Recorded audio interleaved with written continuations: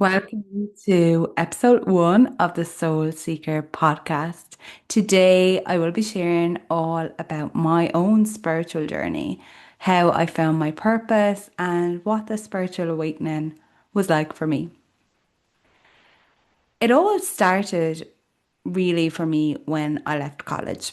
All of my life, a pretty normal life, sailed through. I always wanted to help people. I always wanted to do good. I never knew what that was. But I was very, very competitive. So I worked really hard to achieve what society said you should do and really just gave everything my all. And went to college, got a 1-1, succeeded, came out of college, started the top graduate program. And basically, if you got this one, that's what society said was amazing. So I got this graduate program and I went in it and I was miserable. I was like, what? This is it? And the way they say the whispers will come, the universe will whisper and then it will shout. Well, these were the whispers, and they definitely went on for a good few years. So I was absolutely miserable. And all my life, I was fairly sensitive to energy. I realize now, I didn't know at the time what that was or what that meant, but I was emotional. Like I would cry, I would feel energy really, really strongly. And I found it hard balancing my emotions. So when I was unhappy in the job, it really upset me. And I moved job and I got a government job, which everyone said, oh, like this is handy, this is easy, you'll be happy in this. So I go into that thinking this is it now for the rest of my life. And this feeling of emptiness came over me. I remember I used to be exhausted from the job. It was so easy. We would start at 8 o'clock, we would finish at 3:30, like nearly quarter to 4, and would not be doing much all day, and I would be so drained and exhausted because my body was like, this is not for you. And after 6 months in that job, I started getting really, really upset. And I remember working one day, licking an envelope and sealing an envelope, and just getting this feeling of, I didn't come here to do this. So then fast forward, oh, I suppressed it. I suppressed that feeling. And I was like, okay, just get on with it. Suck it up. You're after getting a government job. It's a really good job. Everyone else seems happy. Just get on with it. And I felt really guilty saying I was happy because I felt like a kind of spoiled child that no matter what job I got, everyone else seemed happy in it. But Kira wasn't happy. It wasn't cutting it for her. And I didn't want to be complaining or ungrateful. And it was just really bothering me because I knew there was more. I just didn't know what it was or I didn't know how to get there. So I was like, right, I have to challenge myself a little bit more. And I did a master's to try and keep myself busy. When I was doing the job, I used to do both of them just to try and have something else to achieve. Did the master's. And then I was like, you know what? Maybe it's this country. I'll move country. So then I moved country and I moved to New Zealand. And I went there. And when I went there, then got a job. And for unforeseen circumstances, I had to come home after 6 months. And that was the first time I started becoming aware of angel numbers. When I came home, I kept on seeing the number 24 everywhere. And I remember I never knew what angel numbers was. As a child now, every Sunday we used to get the newspaper and I used to go to the back of the magazine and look up my horoscope. That was about the only ever like interest I ever had in anything spiritual. Now, I always had great faith. I always prayed. I always believed in my guardian angel. I always had really, really strong faith as a child. and growing up. And this was when angel numbers started coming into my perspective. And I remember when I got on the plane, a feather landed on me, and it was just my sign that everything was going to be okay. When I came home, I kept on seeing angel number 24, and that's when my journey with angel numbers started. So, see, the universe was whispering, but the story goes on now for a other while until I finally get the nudges from my angels. So, came home, was working in a job. So I decided then, I did business in college and I decided I wanted to help people. So I decided then if I got a job with a charity doing marketing, that this would kind of fulfill my desire for helping people. So I got a job for a charity when I came home and I was working with them and I was like, this isn't kicking it after a few months. Again, same process. See the loop. I would go into something unfulfilled, have a breakdown, and then try and suppress it and find something more difficult and see was that it. This went on for 7 years. So I was like, I always wanted to have my own business because I would have been always entrepreneurial. I still am. That's my what I'm here to do. I'm meant to have the freedom, be an entrepreneur and be creative. But again, I was in society and I was like, okay, I'll set up my own business. So I had this idea for an online retail business for Irish businesses and I set it up. It was really successful. I flipped it within 2 years. I had 150 Irish businesses in it. I achieved basically everything I set out to achieve. I was businesswoman of the year. I sold the business for a good bit of money and ticked everything off my to-do list. This is when I hit rock bottom. That business caused me burnout. I was striving for success. I was working every hour of the day.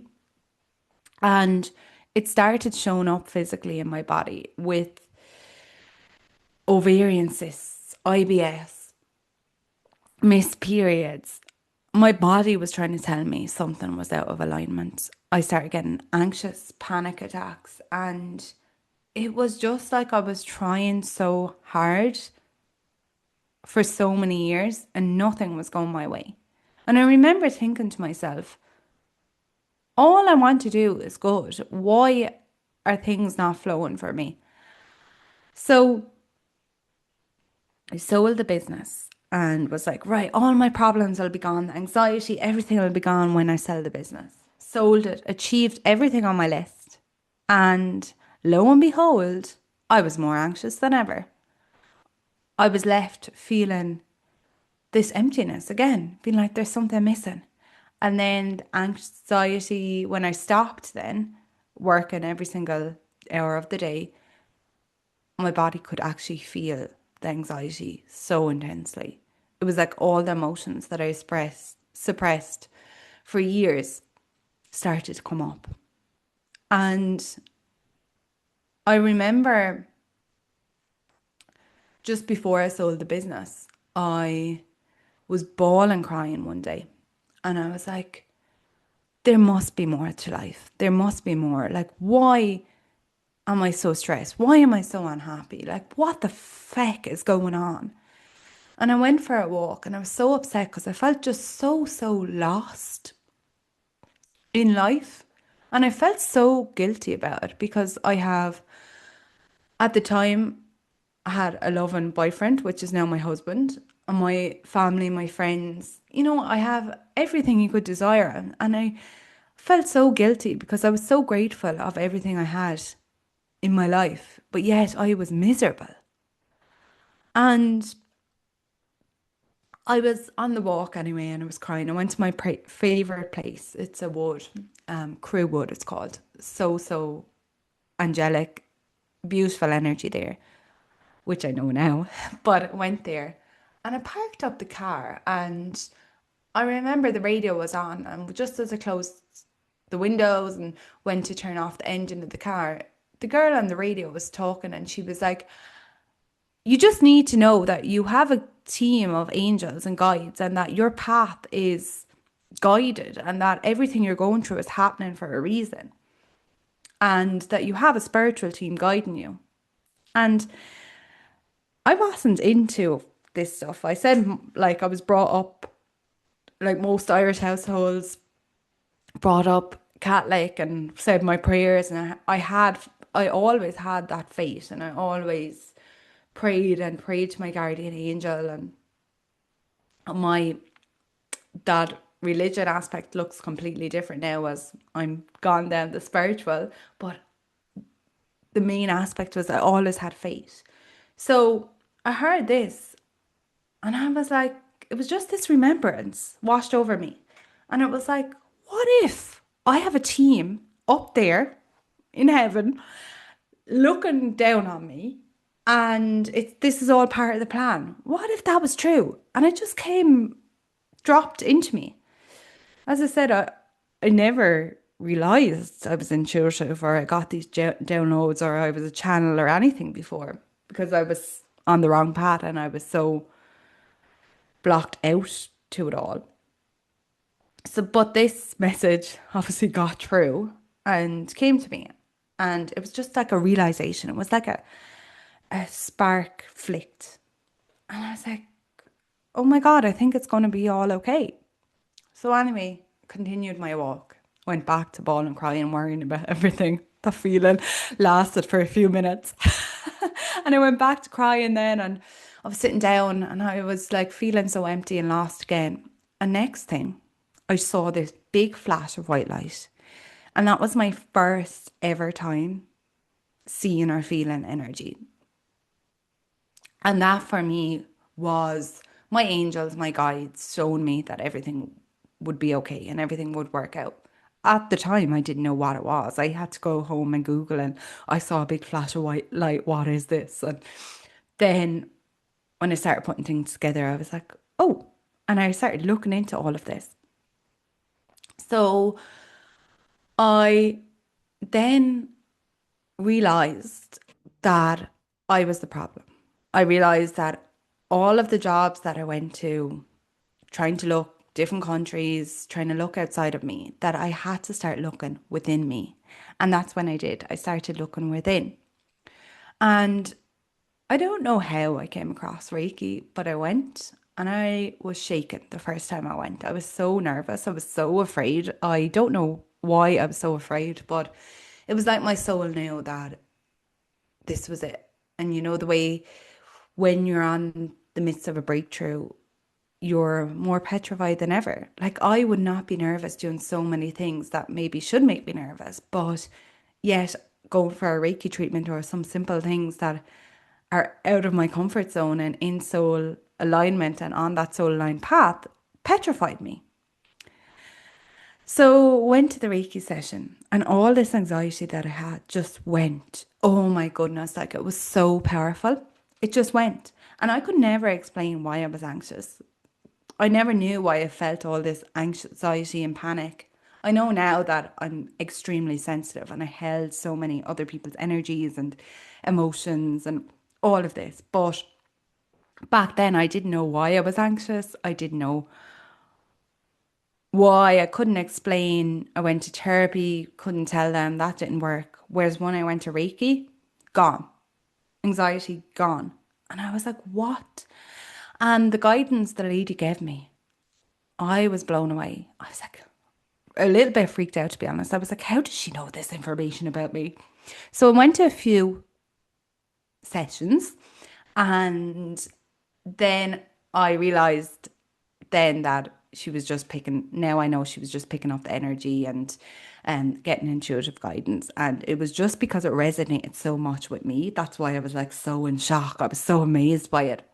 So I kept on going and I kept on seeing massive differences in my life in such a short period of time. And then I was so intrigued by it. I signed up for a Reiki Level 1 course and I got attuned and I was picking up all these intuitive guidance, all these intuitive messages, and it was just all flowing through me. And I was doing it on friends, family, other people, and I was getting all this information for them. And like way more than Reiki was coming through. And I started speaking to the girl that trained me, and she was like, yeah, Kira, your gifts are coming back online. You're meant to be doing this work. And I was petrified at that at the time. The last thing I wanted to do was set up another business after being traumatized by the first one. And I was like, no, no, I'm not going setting up a business again. I'm not going doing this. And then I kept on doing sessions, and my soul was just loving it. It was the missing piece. It was the impact, that the fulfillment that I was always desiring was through doing the sessions for other people and helping other people through energy healing and the intuitive guidance that I was bringing through. It was giving me so much happiness, so much joy, so much fulfillment. And it was like it was the missing piece that I was always looking for. So I spent a good 2 years on my own journey, and then I started offering treatments. I started with Reiki treatments on the side. Um, while I was working a handy office job, and I was doing this part-time, doing all energy healing part-time on the side, and I was so fulfilled. It was like my spark was returning to me. And it was the missing piece that I was always looking for. I found my purpose. I found what I was here to do. So my journey evolved then. My spiritual gifts started coming back. I started being able to channel. I started seeing energies. I started connecting with angels, and my gifts started to open up more and more. My healings got deeper and stronger, and I got really clear on my purpose. And I started remembering what my purpose was. And the more I embodied that, my life changed. Everything that I was desiring, I was always desiring freedom. I was never happy in a job that you had to be told what to do. And I know some people would call that being stubborn, but like I was just never happy. I just wanted freedom of going for a walk when you wanted to. Like I work, I'm always hard worker, but I could just not be happy with someone telling me when I had to take a 15-minute break, or when I had to work, or when I could take a day off. Something that was always important to me was that if I ever had children, that I would be able to work around them and be there for them when they needed me. And my work was always, whatever job I had was always so, so important to me. And people used to say, you're obsessed with your job. Don't make it like your life, just turn off from it and have your life on the side. But it was always so important to me that the job that I was doing was actually part of my life and worked around my life, and it wasn't separate to it. And now with this, it is. So my soul was desiring all of those things because that was my destiny. That was always what was meant for me. So your soul, you might be listening to this, and your soul is desiring certain things like freedom and joy and happiness and abundance. And you're desiring them because that is the path for you. And that's your soul trying to tell you what is meant for you. For example, years ago when I was in New Zealand, I turned to my friend Ashley and I said, I'd love a fella with a northern accent. And she was like, Kira, what the feck? We're in the middle of New Zealand. There's hardly no Irish people here. Why would you come up with something random like that? And I was like, I don't know. I just really feel like I'd like that. Lo and behold, I'm now married to a man from County Derry with a lovely northern accent. He's definitely not listening, so we're all good. But my soul was desiring that, and that's what my soul knew was what was meant for me. So follow the nudges, follow what your soul is trying to get through to you, and it will lead you on the right path. When you follow your soul's desires, so when I stepped into offering energy healing, everything started opening up for me. I was so happy in myself. I found the fulfillment I was looking for, the impact. I used to be so swollen and have like extra weight, but I used not like eat that much, or I used not like, yeah, I used not really do anything to gain it. That all dropped. Now I'd go for a walk, but I'm not like vigorously exercising or eating like starving myself. And I'm a healthy weight because my body and my energy is in flow. The IBS completely disappeared, the ovarian cysts, my periods came back normally, healthily. Everything came back into balance when I aligned what I came here to do. So we all have a soul purpose. We all have a mission. And life is about going on the journey to find what you're here to do and embody that. And more than likely, the lessons and the learnings and everything that you go through on your journey is preparing you to then help other people go through the same.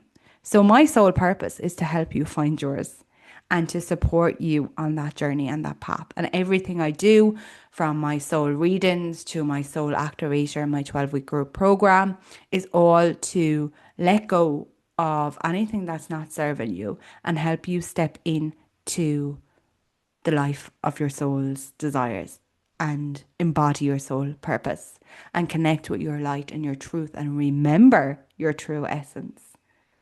So that is my journey, my story, and my journey to finding my soul purpose. So thank you for listening and follow along the Soul Seeker podcast for more spiritual insights, spiritual stories, as I help guide and support you to find your soul purpose. You can follow me on Instagram at Kira's Calling, or my website is kirascalling.com.